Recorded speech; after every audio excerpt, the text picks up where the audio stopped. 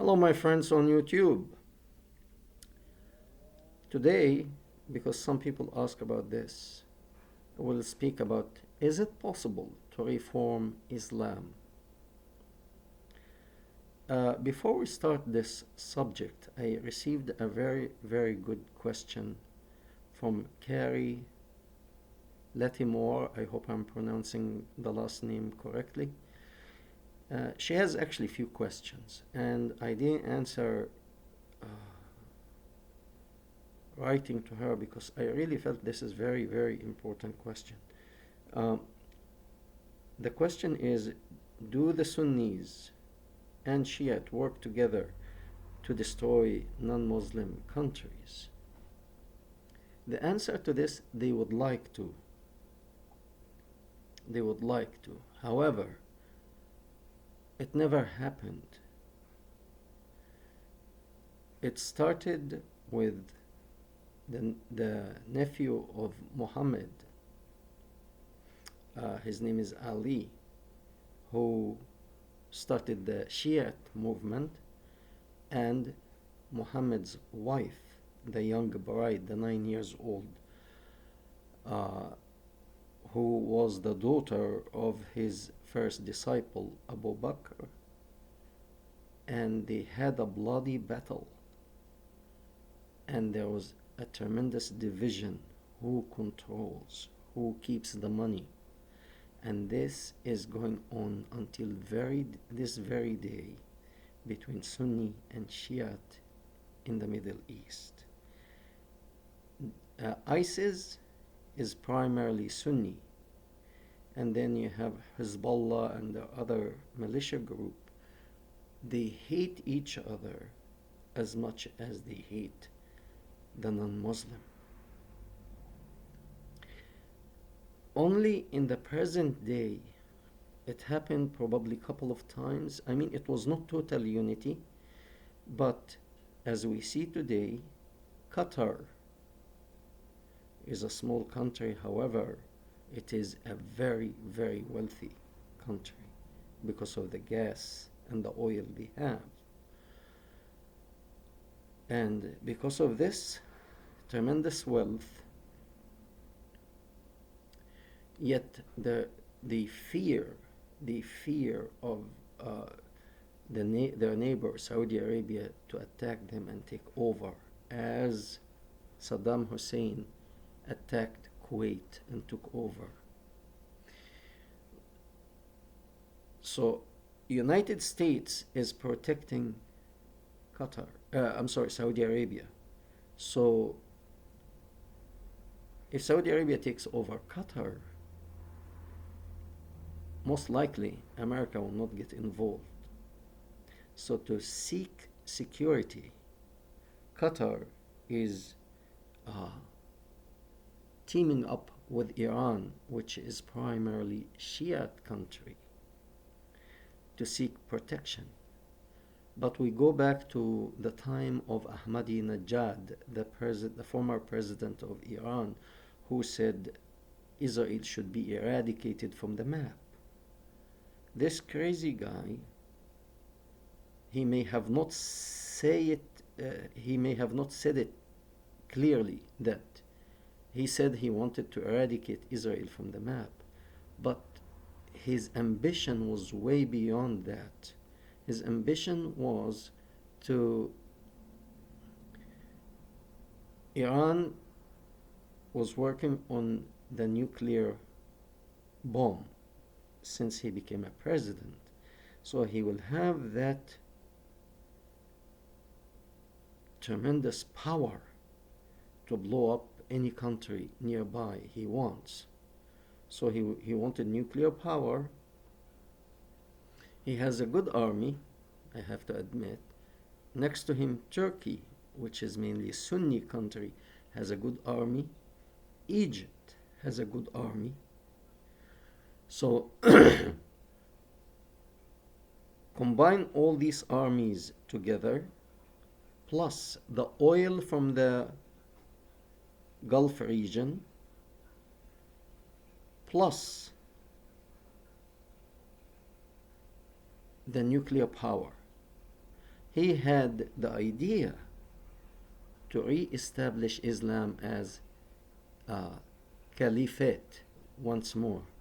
He had that vision, not just to destroy Israel, but destroy the whole world, bring the whole world into submission under Islam. And probably he was willing uh, to look beyond Sunni and Shiite, but it really never took place that they were totally united. Maybe to help one another like business. Other than that, I am not aware of any unity that it took place between these two sects. The second question is there a way that Western countries can take advantage of the division to decrease terrorism? Is there? Yes, there is. All that it requires people with backbone, not Barack Hussein Obama, who goes to Iran, bribe them with billions of dollars cash, and bend to them.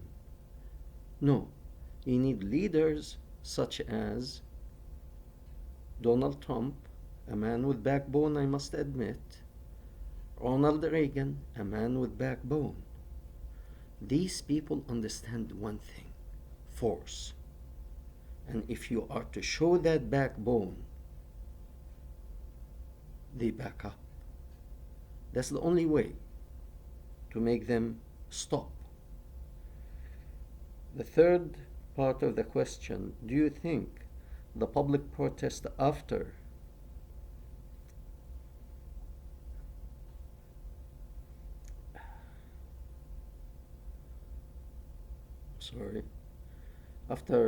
shooting the plane, after the plane was shot down, was against, I'm sorry, too much technology now, against the mullahs and their theocracy? I really don't think this will do much. My honest opinion here,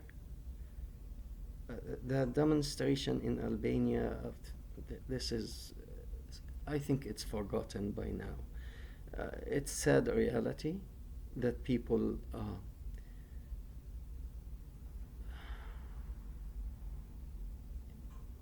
to really stand against Islam, you have to have force. Demonstration will not do much. Okay? And at the end, she said, I really enjoy your videos. Thank you very much. I'm grateful that you do. And please share my videos. That is the question. I decided not to respond by writing, because it's rather complicated, a complex question, and I decided to respond in this video. Now, to the original subject: can Islam be reformed? And the answer is no. Catholicism was reformed. I think it was 1517 when Martin Luther came and he reformed Christianity practically. But can Islam be reformed in a way like Christianity, like Catholicism was? No. And in my own opinion, the reason here is in Christianity as well as in Judaism. Some people say, oh, Judaism encouraged killing and war, and that was not to go out and attack with the intention to loot and to take sex slaves. That was practically for survival, because these tribes around them, they were seeking their destruction. So it's a matter of life or death. Like if I see a person coming to my home now, and I know that his intention to kill me, kill my family, I will not hesitate to initiate an attack on him before he even starts and kill him. I have no problem with that killing. That is not an invasion to collect wealth and sex slaves as Muhammad commanded his followers. That was, to a Muslim, this is a command from God. Jihad. Perform jihad. That means you go to the next town, attack the people there, kill the men, take the children, the boys, sell them in the slave market, and take the women as sex slaves. And this is an Islamic duty. This is not a choice. This is an obligation in Islam. In Judaism, in Christianity, Judaism, or any other religion, this is not a duty from the religion. No religion tells you to go and attack your neighboring village, and kill the men, enslave the boys, and use the women and the girls as sex slaves. Do people do that sometimes? Yes, they do. But we should not confuse that with a religion. There are evil people who do this, yes. But is it written in any book, whether it is from the Abrahamic, other than Islam, from the Abrahamic religion, that means Jews and Christian, is there any verse says go out, kill the men, sell the boys to make money, and take the women as sex slaves? No. In the Far East religion, whether it's Buddhism or Hinduism, no. Only Islam. So to reform Islam, how can you reform that? You have to get rid of the text. And if you get rid of part of that text and you call it Holy Scripture or Holy Book or Holy Quran, why you take this as unholy and leave the rest as holy? It's either all holy or all unholy. So this is obviously, this part is very unholy, which gets us to conclude all of Islam and Quran is unholy, including Muhammad. I mean, anybody, any average person with even